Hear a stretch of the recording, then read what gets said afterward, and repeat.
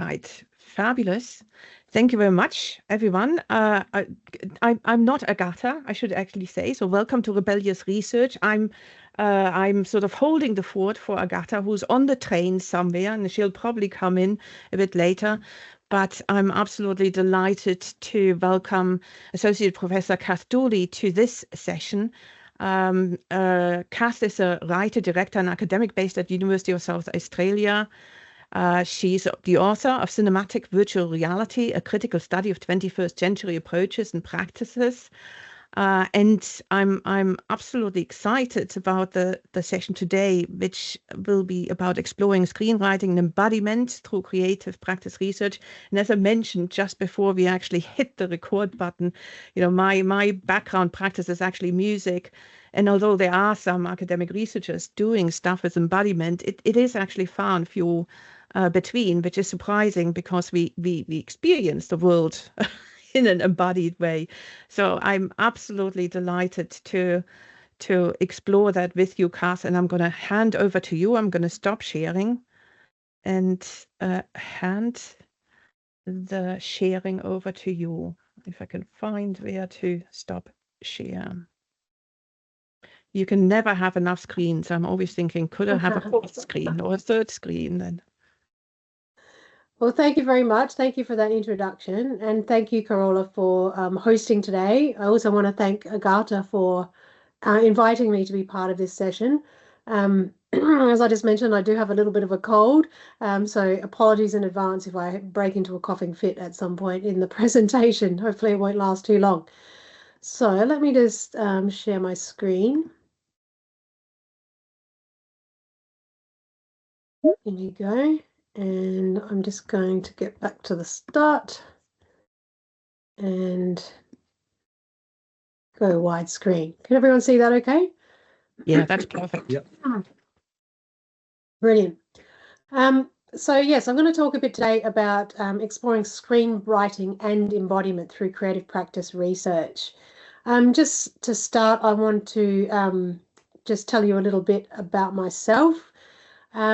So before I came to academia, I had a career working in the screen industry as a writer and director, mainly of sort of short form pieces. I also worked as a freelance editor for a period of time, and I've just included some still images there from various short films that I made over many years, sort of in the early 2000s. And then I went back in 2010 to university to do my PhD, and very quickly sort of got interested in embodiment, which I'll talk about soon. And so I gravitated towards creative practice research as somewhere that I could further explore my interest in screenwriting and filmmaking more broadly.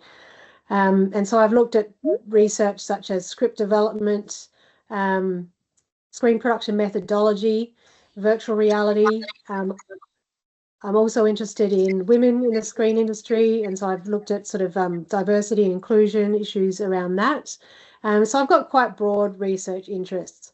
But this doing this presentation has been an interesting exercise in that it's sort of made me go back and join the dots between some of the different projects I've done over the years. And I did realize at a certain point that embodiment was a sort of common theme that kept coming up over and over again across a body of work over the last 10 plus years. Excuse me. So what I'm going to do is outline some of my projects that span from short films to feature film screenplays, web series pilots, VR experience. I'll talk a bit about their aims, show some clips, and just talk about my sort of research methodologies and questions around embodiment. So just moving on, I thought it would be useful just to present a definition of embodiment from my perspective. And I just recently released a book called Virtual Reality Narratives, Embodied Encounters in Space, and I spent quite a bit of time in there reflecting on various definitions of embodiment. And so this is sort of the one that I settled on, was embodiment relating to that feeling of having or being in a body.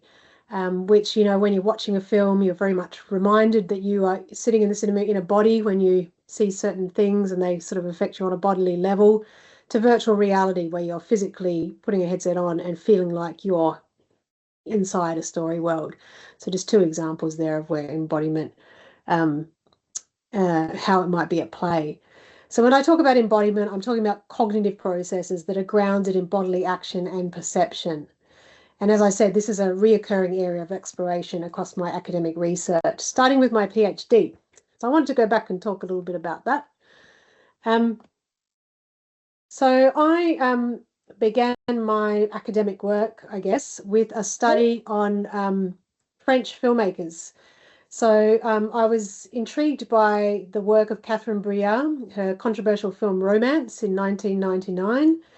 And so I took on a PhD that examined her work and that of two other female directors that were prominent within a mini movement, you could call it, called the Cinéma du Corps, or the cinema of the body, that occurred sort of in the late 20th century, early 21st century, and it involved several directors. But these three, Catherine Breillat, Claire Denis, and Maria Devan, were quite prominent, and there's some images of posters of their films there.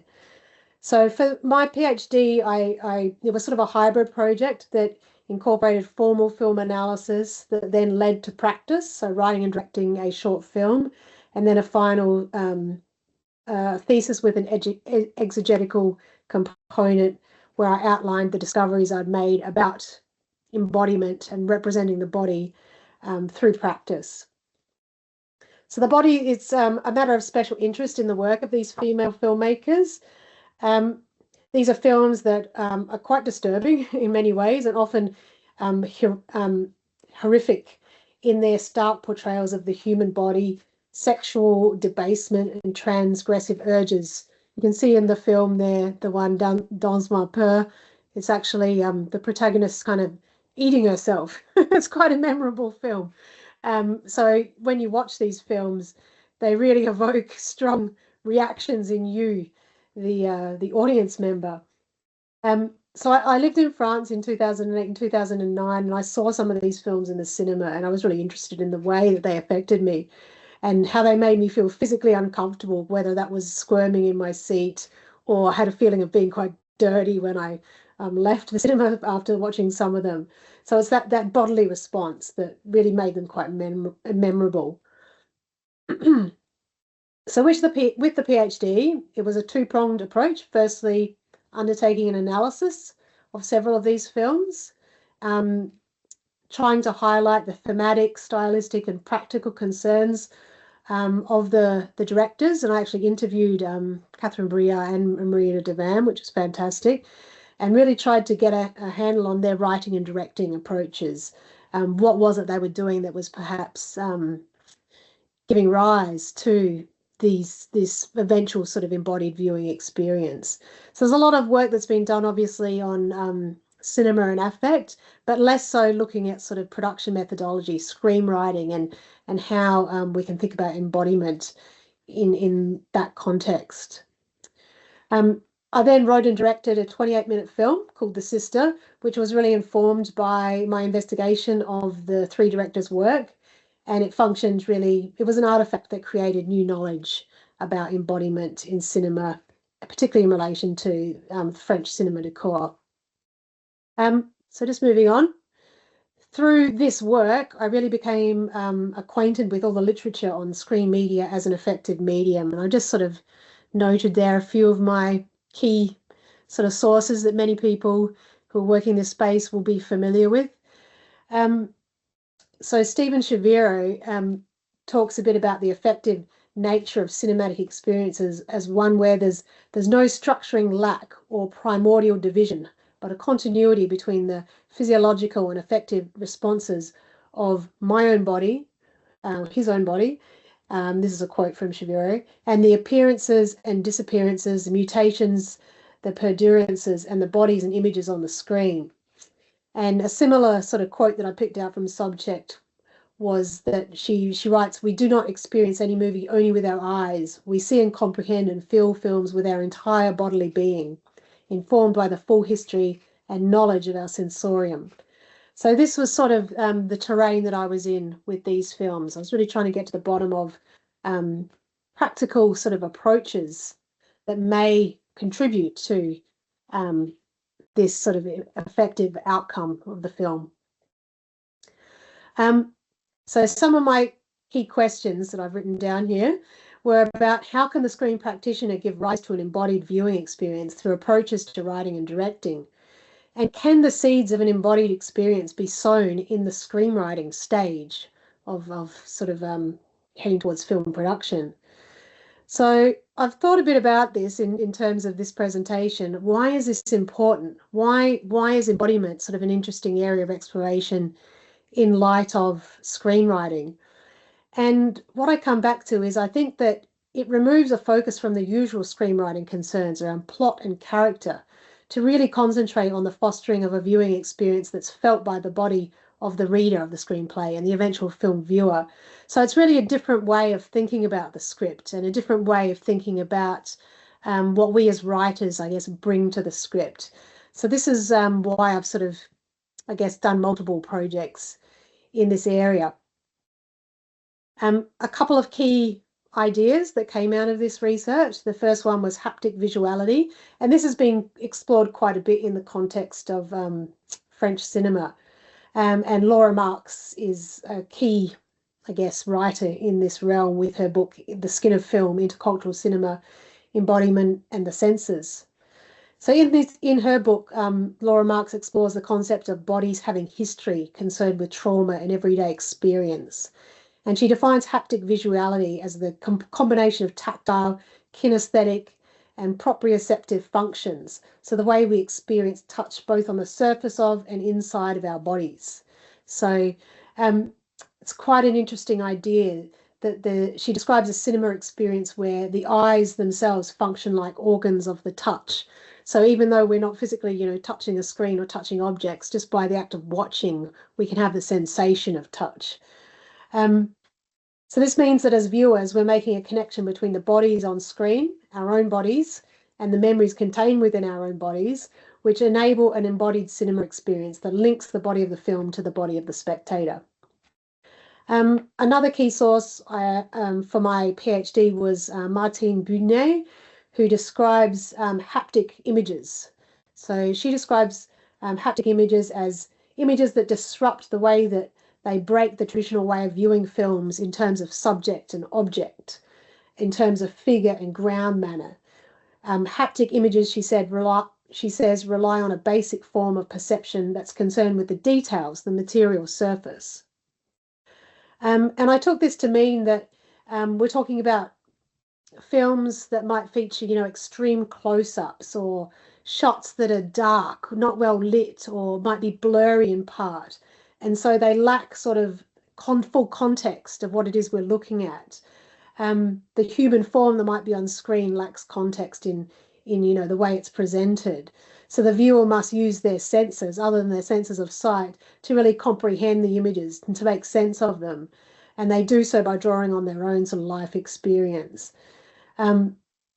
This means, in other words, that the viewer is unable to order and control the viewing experience as they're perhaps used to with, traditional optic visuality of Hollywood cinema, for example.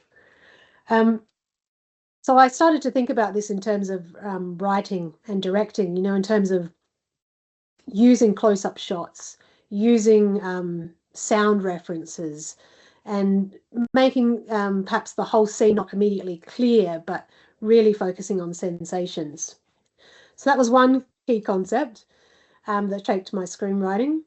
And the other one was an alternative approach to writing the screenplay using what I call a diagram of relations.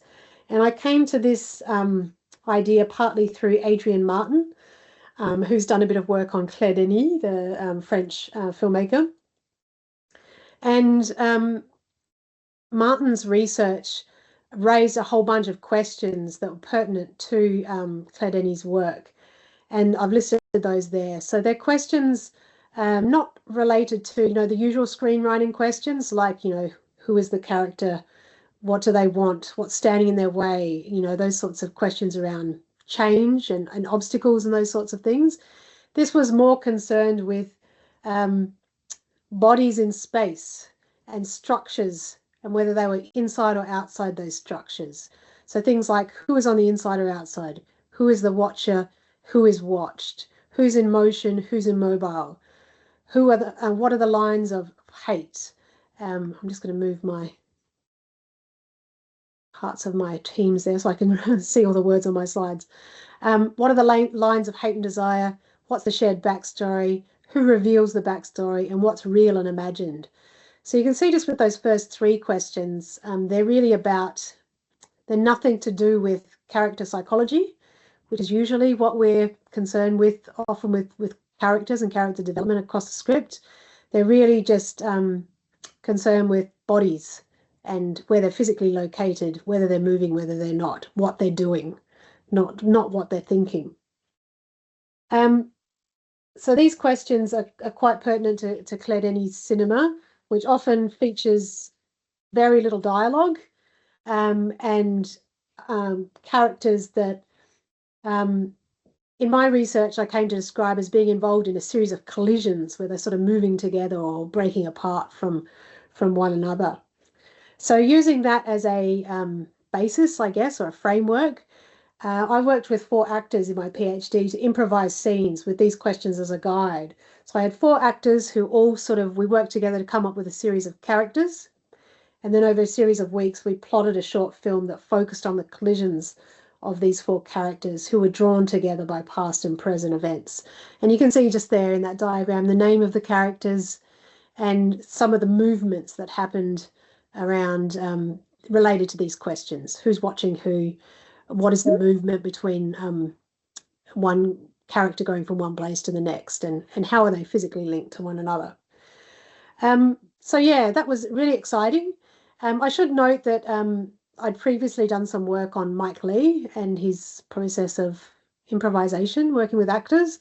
And so this, I sort of drew on some of the tools I'd gotten from investigating Mike Leigh, but it was sort of taken in a different direction by focusing not on the characters, potentially what they're thinking, but yeah, their bodies and their sort of movement, physical movement and experience in space.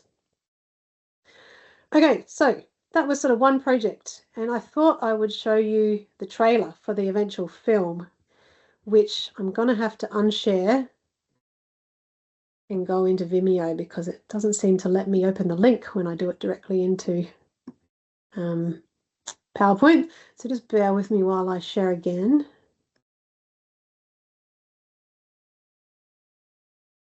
Go. I'll just make that nice and big, and I'll just make sure. I'll just share again because I don't know if I pressed the button for sound to be on. Share sound, there we go. And I'll just make it nice and big.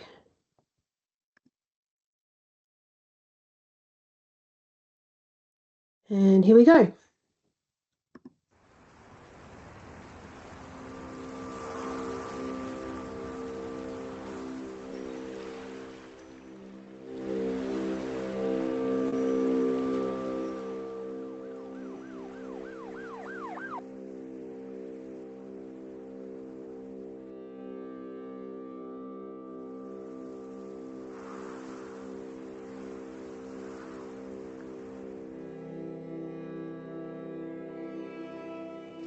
Get your shit together or you're out.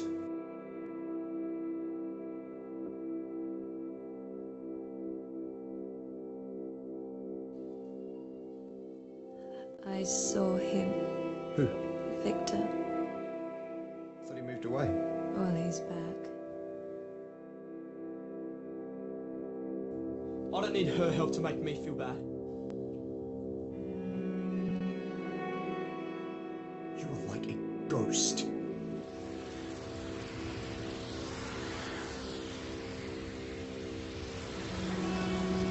Hey!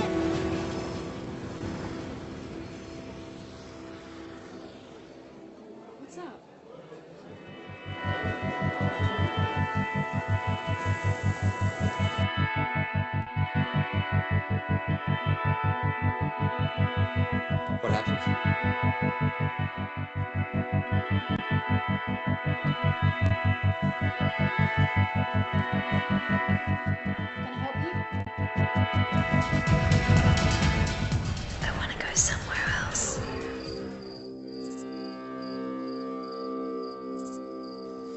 Olivia!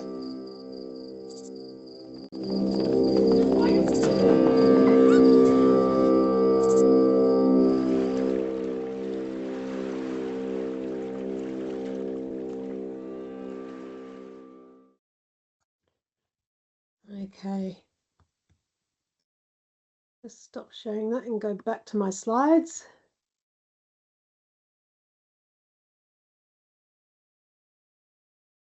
Just make them big again. Yes, thank you. I feel very indulgent showing my trailers. It's a 28-minute film, so I don't dare to put on the actual film, or hopefully you get a sense of it from that trailer, that it was very much the story of 4 people. There was sort of a backstory in there that connected 2 of them directly, and then the others sort of got in the way. But it was very much about this idea of collisions and characters sort of coming together and moving apart. Okay, I'll move on. Here we go. To talk about a project, sort of the next project. So I finished my PhD and I moved on to left Flinders University, where I did my PhD in 2014, and moved over to Curtin University in Perth in Western Australia in 2015. And I started work on a feature film idea that I tentatively titled Fireflies. And I had this idea in my head of, these 2 girls being like fireflies that were sort of these bright lights that, they went out at night. A lot of it was set at night. So that just gives you a bit of context on the name. But it was a story that was inspired by anonymous online dating on Tinder. So I've written here the danger, the rules, the winners and the losers. So it was a fictional story about 2 teenage girls who use social media applications to meet unknown male dating partners. And my interest in this was sparked by the real event some years ago, 2014, in Brisbane. There was a terrible sort of tragedy where a young woman had fallen from the 14th floor balcony of a Gold Coast apartment to her death. And it turned out she was in some weird Tinder date experience that had gone horribly wrong. And I just thought, what sort of world is this we live in, where you have these anonymous sort of, people and, the real danger that could be the outcome of some of these dates. So I set about to write a story where such an event could happen, to create a world that explored the notion of bodily contact driven by social media. And the protagonists were 2 16-year-old girls that hook up with strangers on a Tinder app. So in doing this research, I was interested in 2 distinct areas. The first was how to explore the screenwork's ability to affect the viewer on a bodily level, looking at how, you could foster that through the screenplay. So very much similar to my PhD project. In other words, how can screenplay language give rise to an effective experience for the reader firstly, and then for the eventual film viewer.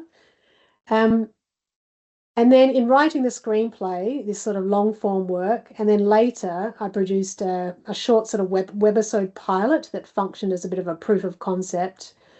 I was also interested in methods of script development that can foster an embodied script. So all of these sort of development activities that you can do that might help you to foster something that could be considered an embodied script. So the development of this feature screenplay, so unproduced screenplay, Fireflies, which occurred between 2015 and 2017, involved a lot of actor-director workshops, the production of short audiovisual works within these workshops as a means to generate ideas and to explore character and theme. And I've just got, some of the images there from these workshops. So to further explore the collaborative methods that I formulated during my PhD, I recruited 2 actors, Chelsea Jones and Josephine Langford, who you can see in the pictures there, who I worked with in a series of workshops to build an idea of the character's experience. So we worked through improvisation of scenarios, both in sort of a studio setting that you can see in some of those images there, but also what I call on location. So we went into various areas, including like a public shopping mall, into, public toilet blocks and other locations that were sort of useful settings, we thought, to see what might happen for these characters on their own and when they're put together. We created imaginary social media posts that were authored by the characters, which were then revealed from one character to the other during improvised scenes. I had the characters leave video messages for one another, which they then viewed. It was a lot of fun, just sort of trying to see how we could use sort of digital tools to generate ideas for the script. We did a lot of shooting exercises using mobile phones, using DSLR cameras. And in doing this, I was concerned with the way that recording observations of these female actors on video and in still images could inform my representation of female agency and sexuality, and that was then penned in the screenplay. And in particular, I drew upon an approach that's been written about by Virginia Pitts, who used video recordings from actor workshops to assist in the development of a short film script. And her approach was underpinned by a theoretical idea of kinesthetic empathy as a means to form connections between the writer and the actors and the audience. So this concept of kinesthetic empathy, which I really thought was quite interesting, proposes a link between the body of the actor, the body of the spectator, and the body of the spectator that's based on the spectator's internalized mirroring of the actor's movement and muscular action. So in other words, a movement or action can be experienced both as a visual image and as a movement sensation by the spectator, in this case me, watching back video, who experiences the bodily expression of another person as a sensation of their own.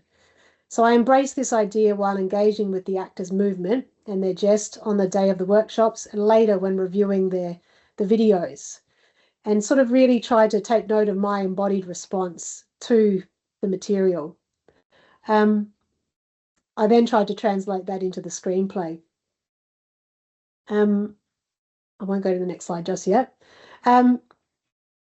So this approach to workshopping and shooting material also draws on Catherine Millard's notion of screenwriting in the digital era, of script writing by sort of shooting and producing.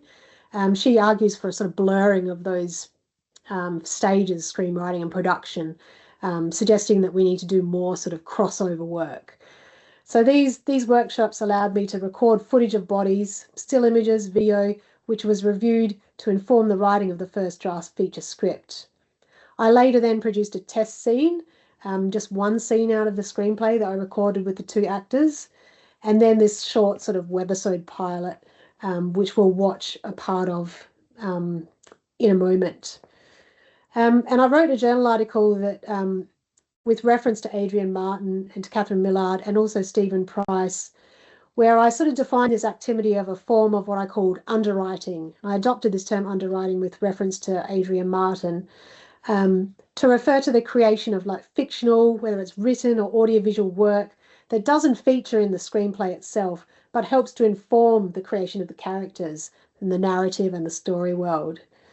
So this definition of underwriting proposes an activity that could be considered a form of scripting, which is a term that is used by Stephen Maris to encompass a broader understanding of the creative process. As noted by Alex Munt, scripting might include, not only words on a page, but work with visual aids, sketches, models, other formats.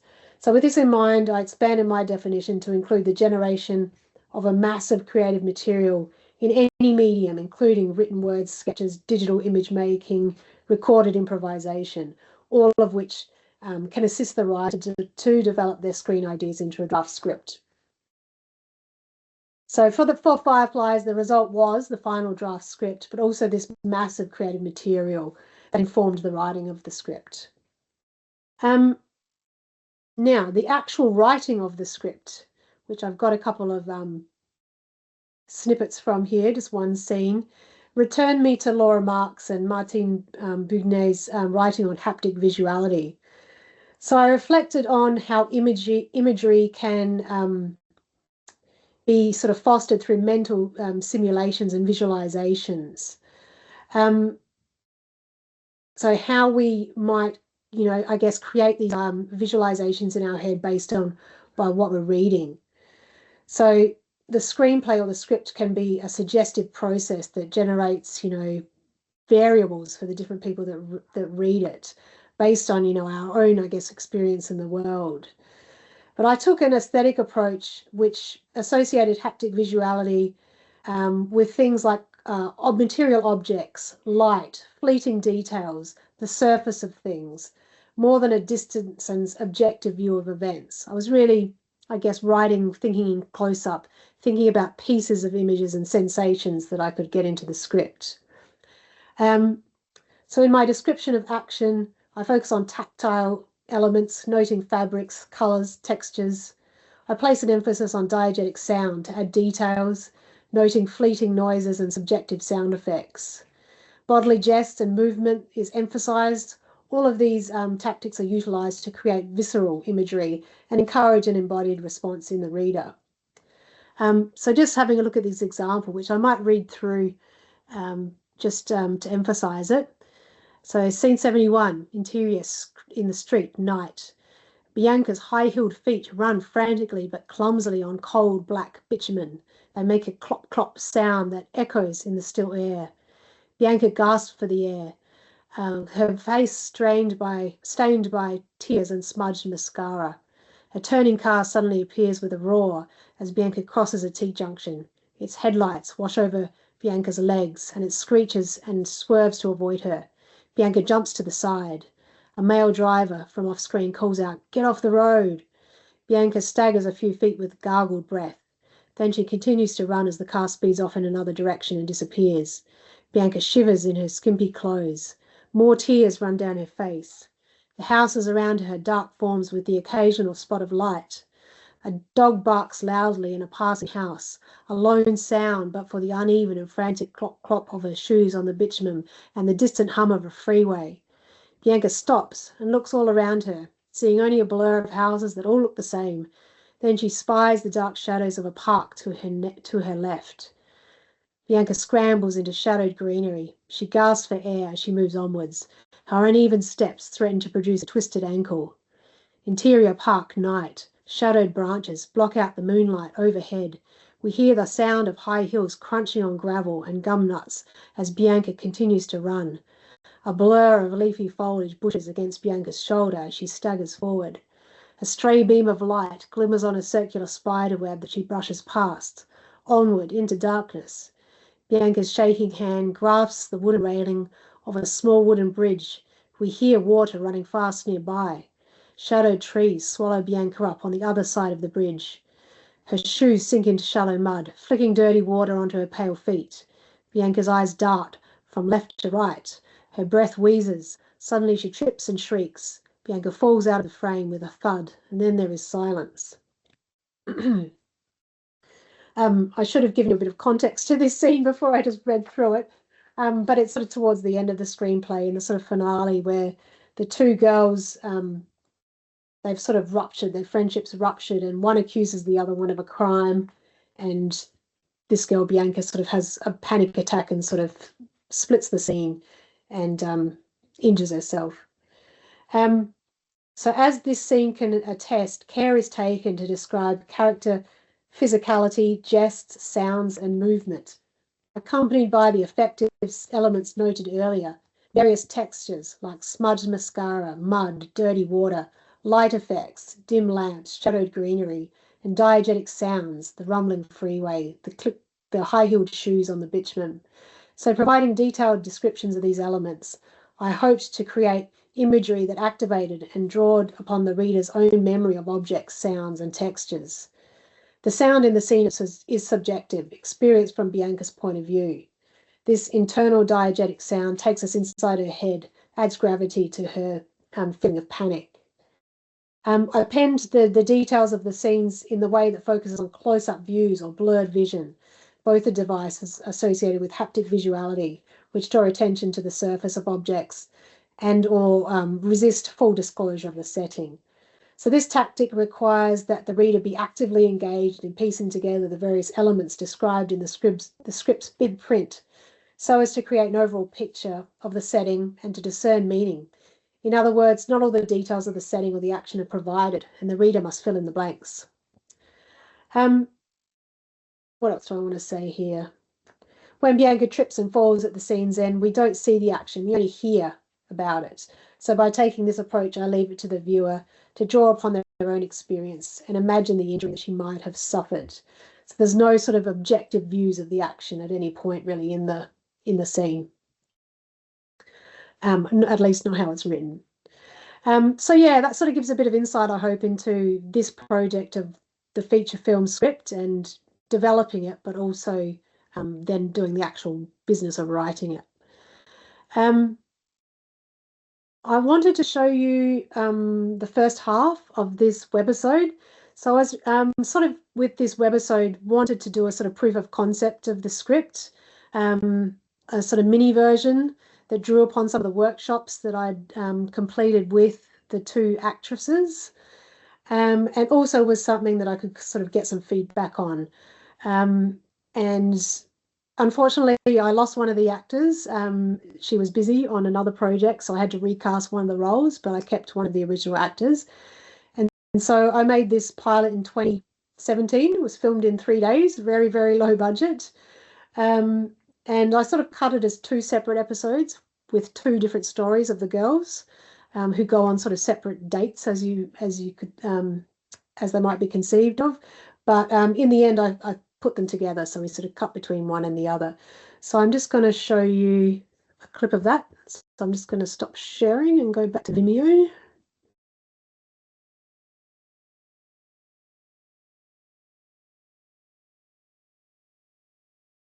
Bear with me for a sec while I find it.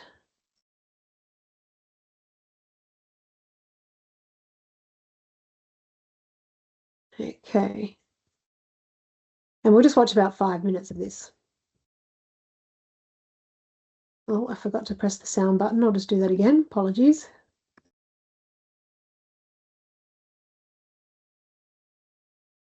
Sharing sound. Okay. Here we go.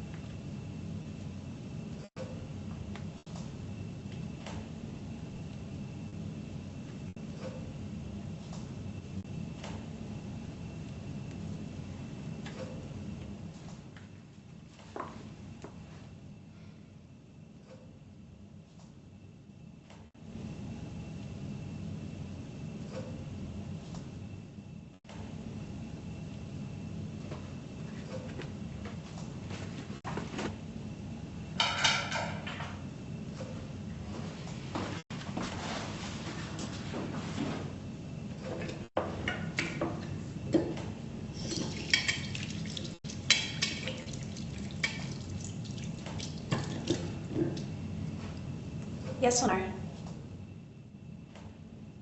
Yes.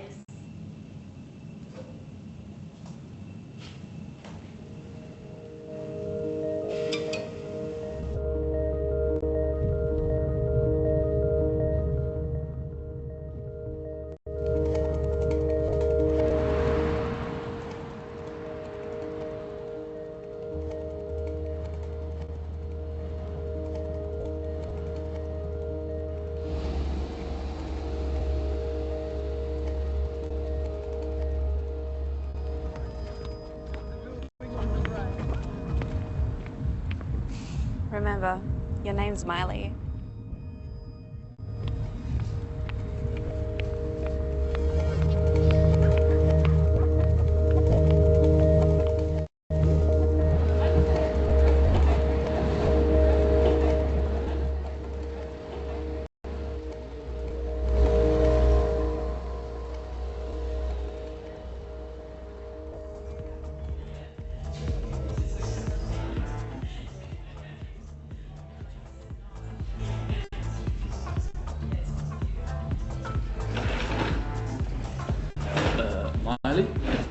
take it. Hey.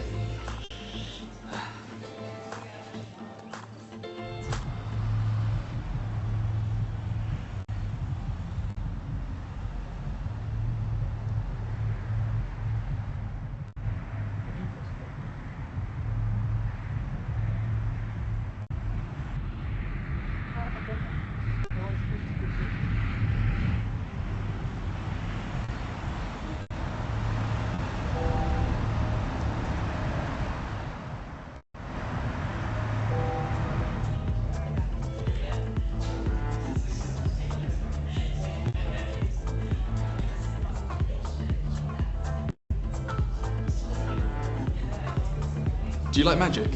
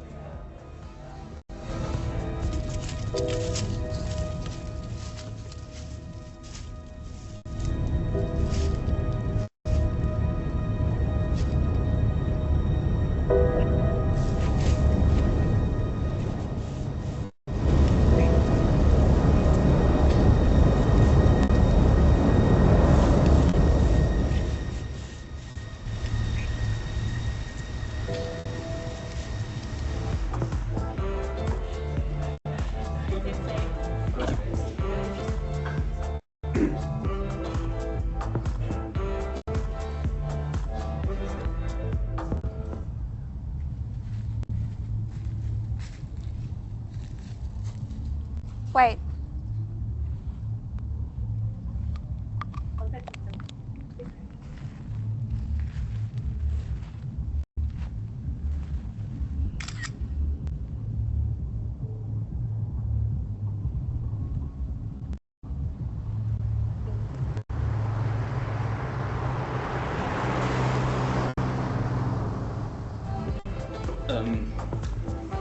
My name's not really Jacob.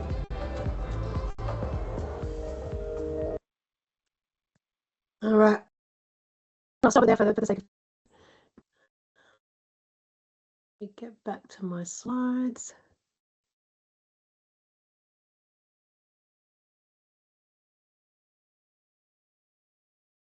Okay. Can everyone see that again?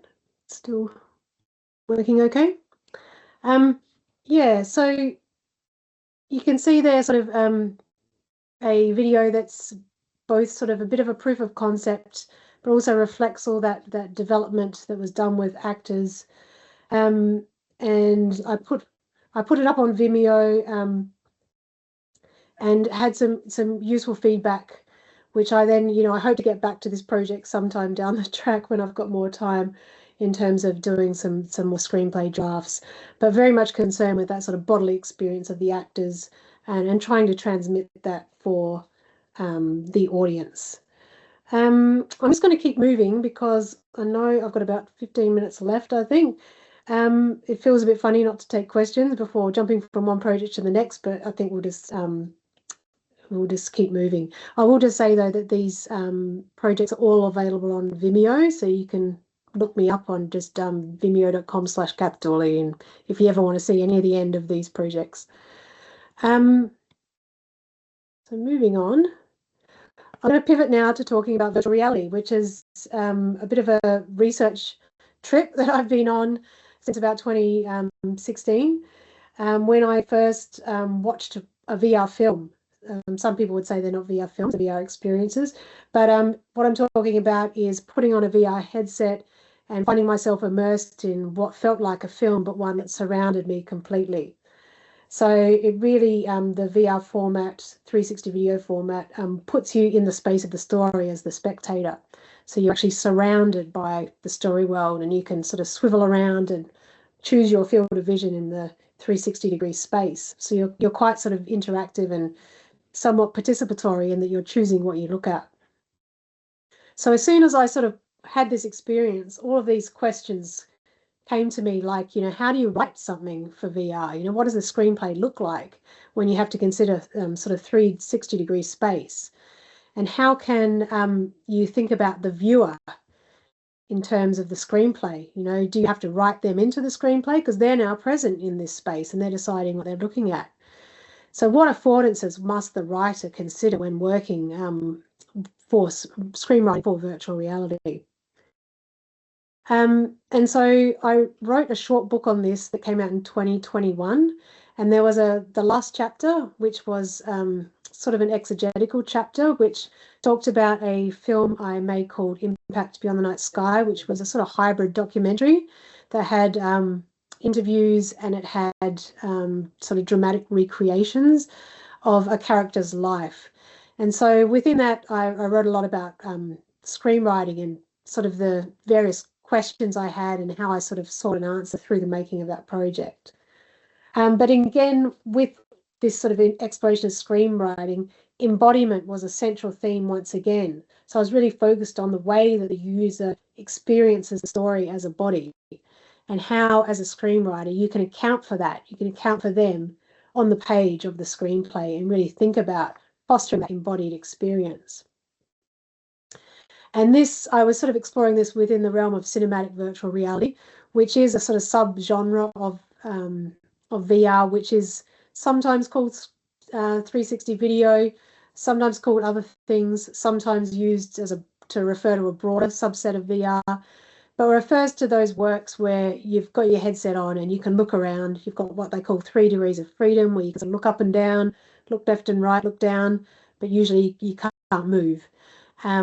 And I just noted, it's somewhat of a contested term, cinematic virtual reality, especially in industry context now, but it sort of gained traction within academic circles. I've read a lot of articles now sort of using that term and really thinking about the role of the user within a cinematic virtual reality story. So I sort of started off by looking at a whole bunch of different scripts, any ones that I could get my hand on. There were some online, some that I collected from workshops that I attended, courtesy of various authors that gave me permission to share them. And so I've just got a couple of examples here. So you can see the one on the left was a screenplay called Under the Bed, which was all about a character who hides, well, the viewer really is positioned under the bed in a house while two characters enter a room, have a fight, and ultimately one sort of kills the other one. But all the time you're sort of hidden under the bed listening to this action unfolding. So as the viewer, you were really in this position where you felt like you were sort of there amongst the action, even though you were sort of passive and couldn't interact with the characters. But this one was written sort of in a way that very much looks like a standard screenplay, just with a bit more description. Whereas the one on the right, this 3 a.m. script, you can see they've actually got a whole lot of POV descriptions, like what's going on forward, what's going on backwards, to the left and the right. So that's how they're accounting for the action that's unfolding around the body of the person that's watching with the headset on. Some other examples. This one here on the left, a project called Checkpoint, which was about a car driving through a checkpoint, and as a viewer, you're sort of in the back seat of the car. And they did a color key where all of the different directions in the car there were represented by a different color, and that was sort of embedded in the screenplay. So they were trying to, I guess, not disrupt the flow of the story, but you still had to kind of look at this key to work out what was going on in terms of the color, which you could argue disrupted the flow. Another example, again, this one on the left here, an example by Sprott Woods, where they've actually broken it down. It's almost like a shooting script here, but broken down into different quadrants. So what you'll see, front, back, left and right of the viewer as the camera, of what you'll hear. So I sort of came to the conclusion that there was no real convention that anyone was heading towards. People were finding all sorts of solutions, but key was this idea of the viewer as sort of an embodied spectator or embodied user at the center of the project. Oh, one more example there. This was sort of a hybrid one by Miriam Ross from New Zealand, where she made a project called Embodied. And this was sort of her working document where she had sort of screenshots, but also diagrams of where the camera would be in relation to characters, as well as audio descriptions. So yet another example. And something that I found quite interesting was the way that people tried to direct attention within scripts, try to make the viewer look in a certain direction. And you can see it here in this example, this script, the 3 a.m., which is a horror script.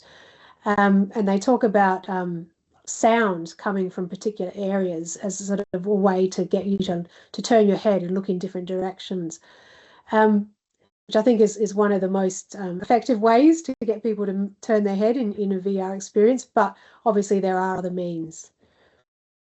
So I was interested in how you could capture that in a screenplay as well. So this then led me to more questions about writing for VR. I started to think about spatial relationships in 360-degree space. So how can these be considered by the writer?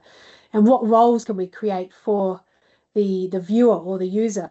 Are they just a fly on the wall? Could they be the protagonist or the hero of the story? Do people talk to them directly or not? So are they acknowledged by characters in the story world? These are all things that would have to be indicated in the screenplay.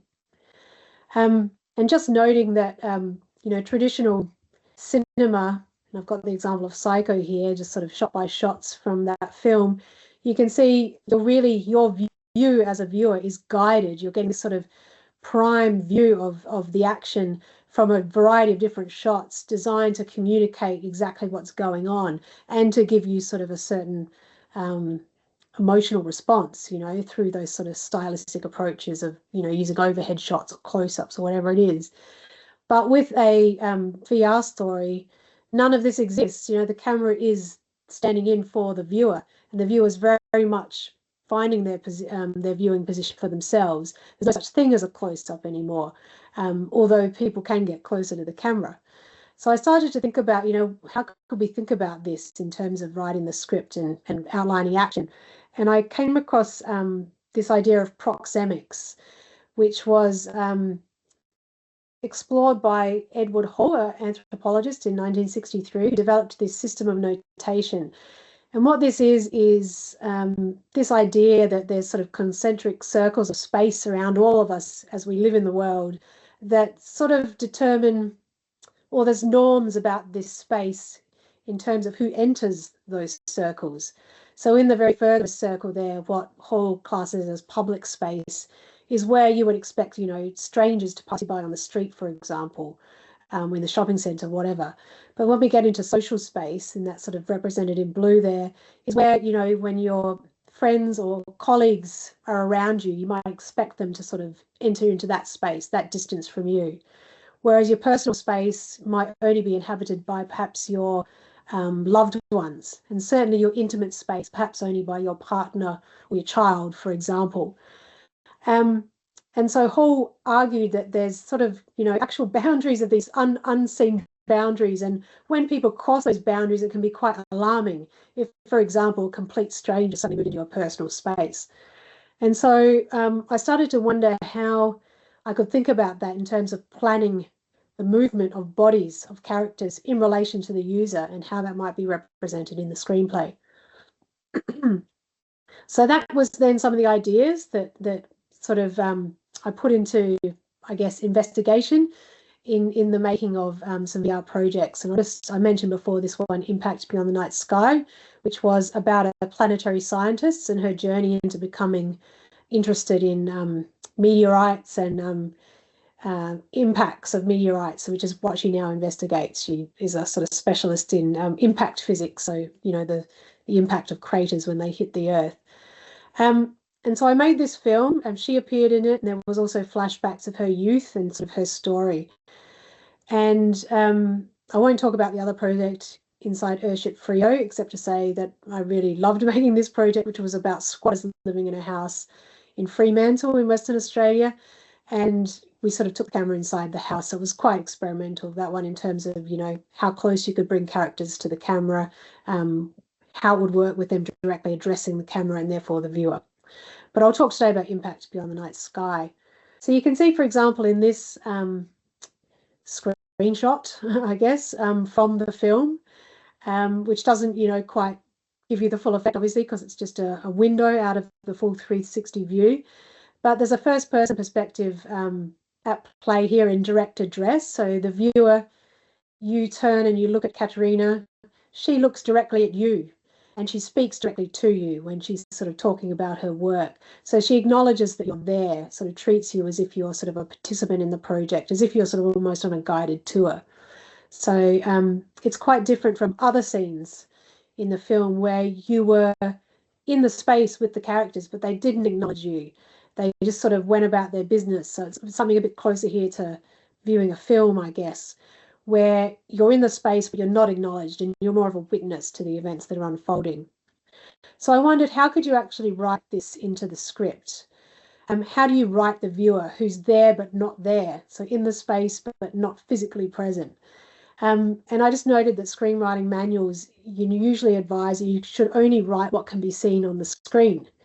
But in this case, you don't really see the viewer, unless, of course, you've got fake limbs or whatever, which you do actually see sometimes in VR experiences, but more often you don't see anything. And so I sort of came to the conclusion after a lot of trial and error of what I call U formations. So you're talking about the viewer as you. And the viewer becomes what Jeanette might call the focalizer. So Gerald Jeanette, the literary theorist, has talked a lot about focalization and this idea of whose point of view is ordering the viewing experience. So I would argue that it's the person wearing the headset is the focalizer, because they're the ones that are doing the seeing. And depending on which way you look, you sort of have a particular experience of the story. So Jeanette's concerned with who is the character whose point of view orients the narrative perspective, who sees. I would argue it's very much the viewer who's doing the seeing, although they are influenced by characters in the world, obviously, and tuned into perhaps some of the stories that are being told. So I've got an example here of the script. This is one of the final drafts, I think, of the particular scene which you just saw a clip from before, where the characters are in an observatory. They're looking up at the stars. There's sort of the window opens and there's a big telescope and you can look up into the sky. And you can see here I've scripted it so you're standing against the wall of the round observatory building, close to Katerina on the left. 3 other students stand against the wall on the other side of it. They all stare upwards with excited expressions as a rectangular panel in the center of the observatory roof slowly retracts, opening up a view of the night sky. Under this, there's a large wooden telescope. I won't read all of this, but if you look at this closely, you'll see it's all about sort of, the viewer where you're standing, and then there's directions in there onto, Katrina's on your left. There's things upwards. There's friends to the left of her. So it's sort of building a sense of the space. A convention that I always grew up with, learning screenwriting was that you should have a new shot. You should try and write shots without giving shot directions. But obviously, there are no shots really in a scene like this where it's just the camera in a static position. But the way I broke it up here, you can see there's sort of 3 separate descriptive paragraphs, is I started a new paragraph every time I thought the viewer might shift their focus within the scene so that they might move their field of vision from looking at, looking at the characters against the wall to looking up at the sky when the observatory roof opens, for example. And then I thought, well, they might look back at Katerina to see if she's looking at it. So that was sort of the way I structured that descriptive text. But it was very much addressing the viewer throughout as what you're doing in that space. So I'm just about at the end of my hour. So just to quickly wrap up, I'll just say that, across all of these projects, there really is a foregrounding of the concept of embodiment. And really, I think foregrounding that concept enables a writer to approach a script with a different sensibility, a different point of focus, and perhaps obtain a different outcome in terms of, the eventual screen work that's produced as a result of a script. So this approach really considers the bodies of the characters alongside that of the writer and the reader or the viewer, and is really concerned with the intersections, I guess, of those different parties and their bodily experience. So that's pretty much it. I've got some references there which will be recorded. So I'll just sort of leave it on the first one maybe, and then pick the second one. But that's it for me. Thank you very much for listening, and happy to take some questions. Yes, thank you. Fabulous. And I've got a few questions as well, but I'm just going to post the first question, which was asked in the text, actually. So someone mentioned if you might be willing to share the slides, because the script, the font of some of the scripts were quite small. So there was an interest in looking into that. But we can, if you are up for sharing the slides, we can do that. But shall I just ask, before I go into one of my questions, to see if there are any other questions? And people can unmute themselves and come forward. Yes, Lizzie? Sorry, hi. Just trying to make myself appear in my body.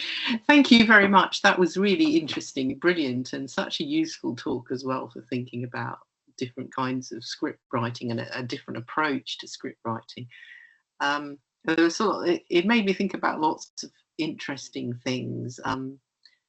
One was, I don't know what I thought this is the most interesting thought, but obviously you mentioned, some of the script writing manuals and the kind of traditional do's and don'ts, which you're obviously moving away from in kind of creative and interesting ways. Like, in a way, the script, I love the scripts that you showed, because they're like pieces of, they're quite literary and poetic and very, as you said, as you were intending, very sensual in a way that when you read more traditional scripts, they aren't. And as you say, the kind of the dictum is always, well, don't describe the shots, don't do this, don't do that, because I suppose the idea is that the director, which maybe might not be the same person as a script writer, has to have space to interpret the script. So I'm interested to see what you think about that, and whether that kind of idea of, if you put too much on the page, there's less scope for interpretation. Do you see what I mean? But I think the thing that you talk about, how you're drawing on the actor's bodily experiences to write scripts, so that in a way I suppose it really depends also on the production context, doesn't it? It does. That's a very good point. Thank you for your question. And I have to note that, I'm a writer-director, so, I'm writing these scripts without ever thinking about, them ever going to the marketplace or in an industrial sort of context of production. Yes. So I can sort of do all of these things. But having said that, I think the more scripts, feature film scripts, for example, that I read over time, the more I see people sort of breaking these rules.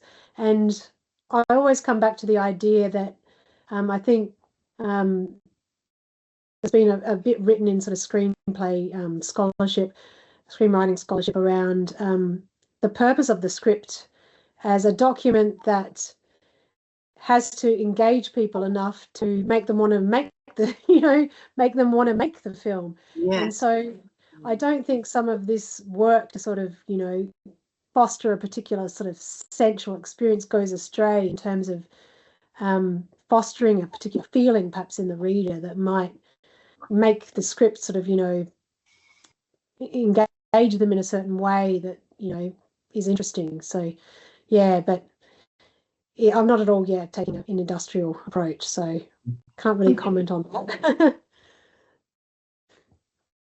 Ian? Thank you. Thanks, Kath. That was really interesting. I was almost going to be asking the exact same question, because I was really interested in whether you'd tested out, that what may happen in the process of working with another director, essentially, or the relationship between screenwriter, cinematographer, director, but obviously as writer director, I guess there's not been the opportunity to see what happens in that translation of the process, or whether that's something that you're interested in seeing, you know, what happens if you hand over the screenwriting and to see what happens as a consequence of not knowing how it's been formed and having it just taken away to the next process, and whether there's any plans to test that out or anything. Yeah, that's a really interesting idea, actually.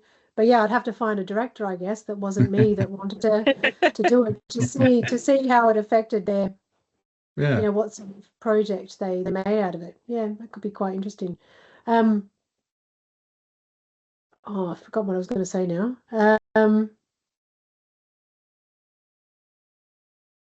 No, sorry, I've forgotten. Something really interesting. Something else that you said that was quite interesting. What was the second part of the? Was there another part to the question? No, that's all right. It might come back to me. Yeah. Well, there was a second question a bit as well about whether is there, and I guess it's kind of down to kind of current technology to a certain degree, but whether the physicality of wearing the VR set in some way also kind of interferes with the kind of embodiment that is being created through the experience, that you're physically attached to something, and that in and of itself you're being touched by something, and how that kind of plays a role in the experience as well. Yeah, and the experience I talked about today was very much a sort of 360 video experience, so you couldn't physically touch anything. But of course, some VR projects now you can like pick up things and move things around, and you do, you know, have perhaps hand controllers that have haptic feedback and all sorts of stuff. So the scope for an embodied experience is quite different, I guess, from a regular sort of film experience, in that I was thinking a bit more about the fact that you're wearing a device which is physically touching you. So in a way, there's something about the experience which is, there is already a shift in how you feel physically, because you have something that you don't normally have on you. So you've already got something touching your own body as you're experiencing it, and how that kind of plays out. Or does that get left behind very quickly, or is that, you know, obviously technology might change where that shifts, but you know, currently it's quite a physically touching device, isn't it? It is, and you're right, it's very hard to leave that behind, because they are quite big and clunky and uncomfortable a lot of the time. So yeah, it definitely shapes your experience of a VR story. Yeah. Maybe it won't in the future, hopefully. I just remembered what I was trying to come back to before, was where you mentioned about working with cinematographers, and I just wanted to say that my experience has been mixed with cinematographers. I've worked with lovely cinematographers, but it's very hard to get them to break away, you know, from this idea of showing, you know, to like having a focus on, you know, extreme close-ups and blurriness and darkness and all of those things, because their sort of trade, I guess, is in creating beautiful, clear images that, you know, people can look at and marvel over. So that was an interesting challenge I found in translating some of my material. I didn't quite always get exactly what I hoped, because there was sort of, you know, other value systems in place in terms of what made a sort of a good image. I mean, is the research being undertaken in terms of the cinematography in relationship to the same territory that you're covering in terms of screenwriting? I don't think so. No. I don't think so. Or maybe it is, but I'm not across it. So yeah, but I haven't read anything. Can you say a bit more about how you were trying to depart from that traditional kind of cinematography? Yeah, what's this idea of, you know, if you've got a character in a room, that you don't show the room, you sort of let people imagine what the room is, and just sort of stay in close and stay in on the little details and the textures and those sort of tactile elements that allow the viewer to have to sort of really put themselves in that space to sort of figure out where they might be. That's, I think, this idea of haptic visuality, where it's sort of, a different way of approaching it altogether. I'm just going to bring in Helen. She's had her hand up. Hi there, Kath. Hi there, everyone. First of all, I would just like to thank Kath, but I'd also like to give a shout out to Agatha, who I think organised this. Kath, I have read your work over the past 3 years, and it's been largely influential, informing my own projects and ideas. So I just want to thank whoever organised this for me actually having a conversation with you, the opportunity to have that conversation. I'm a bit of a fangirl out here, and actually just sort of really interesting, sort of marrying up both the projects you've talked about here, you know, looking at that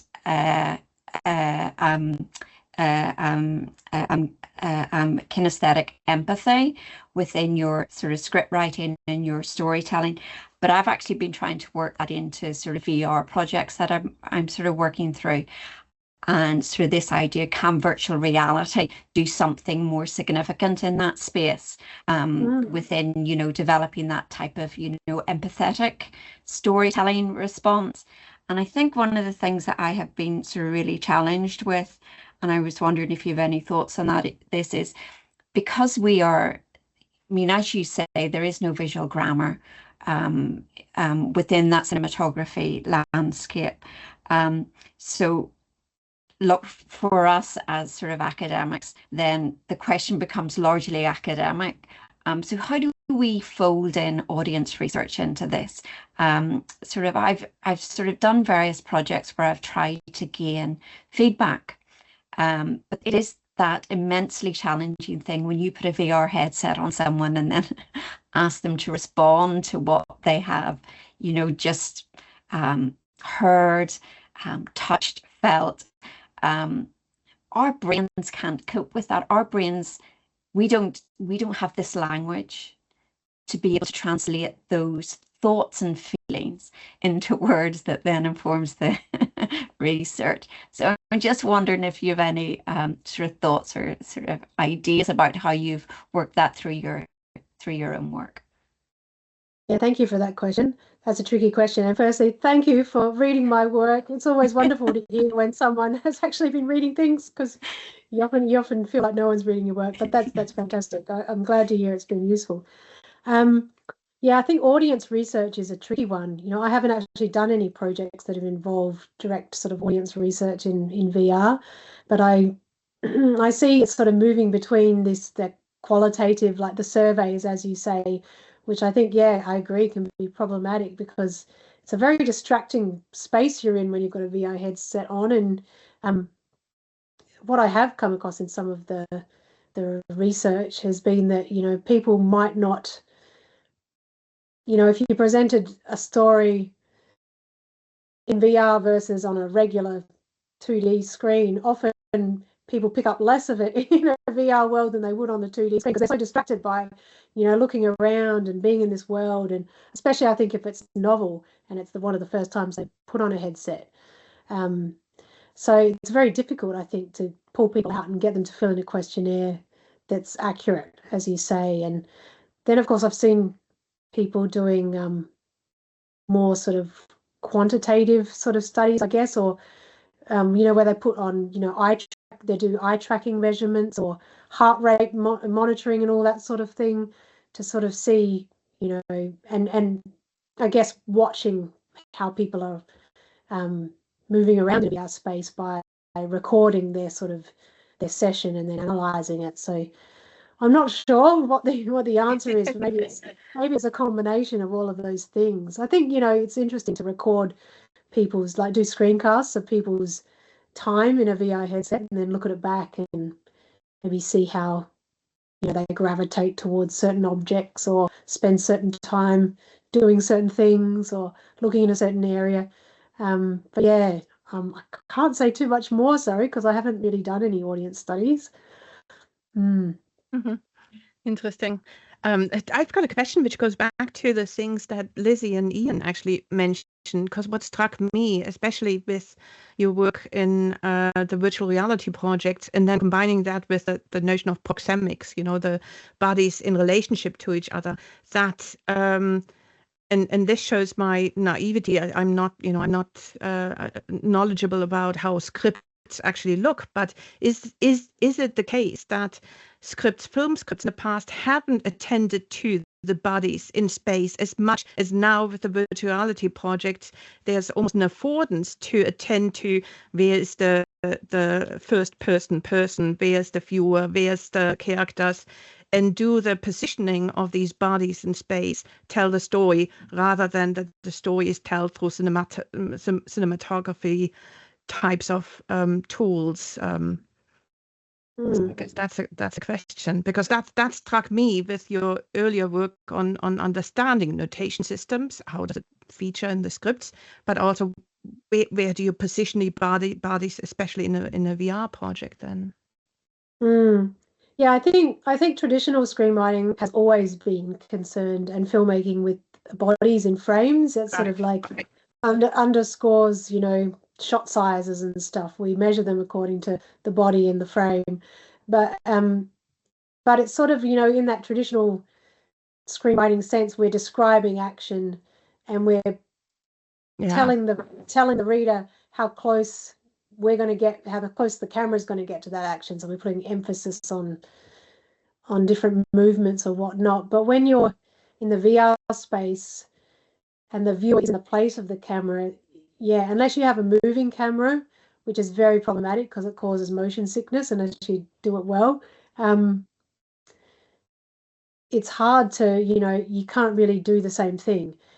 So it's about characters sort of coming closer to a person, not just the camera, but coming closer to a person. I think that's the difference, that the viewer really is in that diegetic space of the story. So I think in thinking of proxemics, that's what I thought was quite interesting, because it's still a play on bodies sort of in a space, but the space is all around the actual viewer, not just sort of, you know, within the frame and, you know, how close we are to the camera. The viewer is the camera. So yeah, it's just a different way of thinking about it, I think. Interesting. Lizzie? Or was that a leftover hand? No, sorry, that was another question. Yes, thank you. I mean, I'm not terribly knowledgeable about VR, but I suppose the thing about VR is that it's the antithesis of embodiment in a way, because, and I know other people have written about this, and I'm very interested that you were trying to, you know, think about, you know, embodiment in relation to it, because as Ian was saying, I suppose and this is why I find it very alienating, because you're conscious, you're made conscious of your body being constrained by this horrible thing on your face.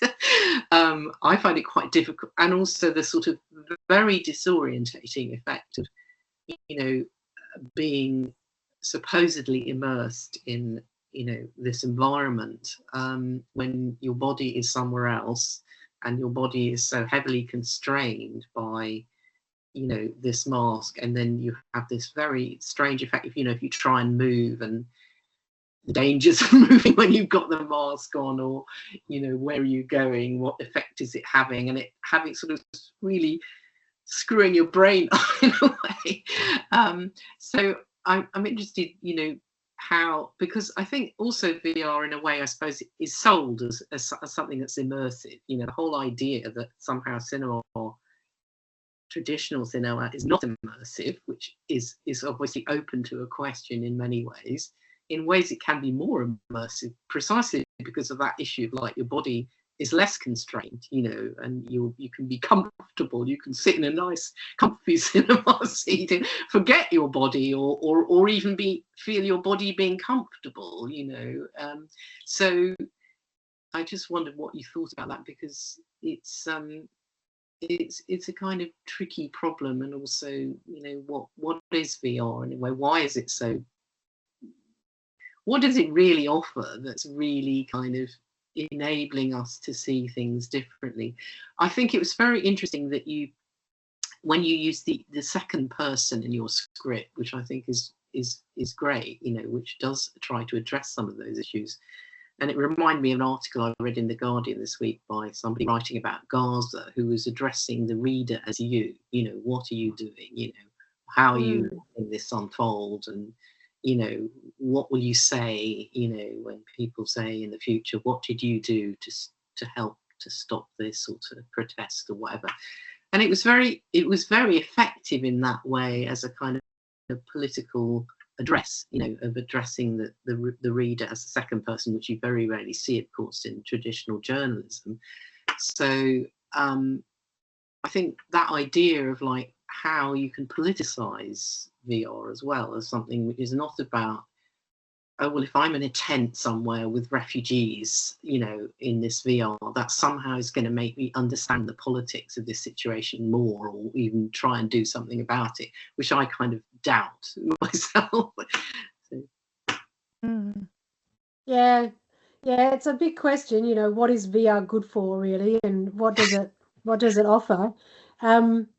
I think it is interesting in the way that it can present different points of view, and sort of there's been a lot of debate about, you know, how it can sort of put you in the shoes or not of someone else, and empathy and all that sort of thing. But I think it can be very effective as a medium that allows you to sort of inhabit someone else's reality. And, you know, whether that is particularly in the documentary space, like I've seen so many fantastic documentaries, and sort of fictional. Can you tell me some that you really liked? That'd be very interesting. So some of the ones that I've written about a lot, so I'm very familiar with in my work. Okay, There's one. Yeah, thanks.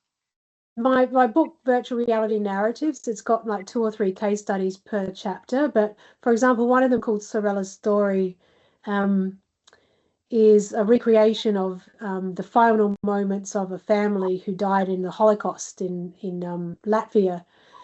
And it's told through sort of the eyes of this 9-year-old girl. And it was based on sort of a photograph that was found of her and her family. And it's so affecting, you know, to be sort of in that world, standing between her and the guards that are sort of, you know, making everyone undress in the snow, and just sort of have that sense of how things unfolded or might have unfolded. Yeah, so I think that's what VR does very well, just sort of takes you somewhere different, completely different. And I think that there's so much potential, you know, with more interactive elements and the new technologies, and people are sort of developing new things all the time. But to connect people, you know, into sort of spaces, virtual reality spaces, where you might be able to get sort of multiple people in there and do sort of improvised narratives and all sorts of things. So yeah, it's something I think that, you know, I've been thinking for a while. It's just about to really take off, but it hasn't obviously, because I think the technology still hasn't quite advanced to that stage where heaps of people have got the headsets. But I think a lot of younger people actually are getting into it, or so I hear. But yeah, the true potential, I think, is still coming. So we've got 5 minutes left. So that means, Ian, you get the last quick question before I close. Thanks, Carol. I was just thinking a little bit about just continuing that conversation, really, and also about the question that Helen had asked about how you kind of assess those experiences. And I was thinking about, you know, very early cinema, when that in itself was novel, and how kind of embodied, you know, how kind of unnerving those experiences were with a very new experience, and what links there might be between you know, that and cinema now, and that and VR now, because it seems like there's something kind of interesting there. Yeah, definitely. And there's been a bit of stuff written on that, you know, this idea of sort of the cinema of attractions, and yeah, this idea that it's a new form, it's a new to audiences, so they don't know what to expect, and they don't, you know, they're not familiar with the codes and conventions. So it will take some time for people to sort of become familiar and get used to it, and sort of start thinking about how they can subvert perhaps some of the convention. Like, people are still using a lot of film grammar in there. So once we're constantly, I guess, getting more sophisticated as creators and as spectators or users as well. So yeah, it'll be really interesting, I think, what happens in the next 5 to 10 years. Yeah. Because presumably, I'm sorry to interrupt there, but presumably the grammar shift that was required at the kind of outset of cinema which is probably dominated by photographic grammar potentially, rather than kind of the grammar of the moving image. I don't know, but it seems like there's something interesting about that kind of, you know, lineage, I guess. Definitely. Yeah. I just wanted to quickly respond. I see Rosamund's put a message in there. Hi, Rosamund. Yeah, the film was called Sorella's Story, the one about the Holocaust. And I just wanted to say that I'm involved with Sightlines, Filmmaking in the Academy Journal here, which comes out of Australia, which is a creative practice research non-traditional research output journal, screen-based. And we're actually, I think, going to be publishing Sorella's Story on YouTube as a sort of a work profiled in that journal. So there should be a link where you'd be able to sort of put your headset on and stream it there. So yeah, that should come up, you know, later in the year. And I also just wanted to say to Helen, I'll be really interested to hear what you come up with in terms of kinesthetic empathy and VR, because that's a concept I haven't really gone back to since I started working in VR, but it makes total sense to start, you know, to put those things together. So very, very interesting.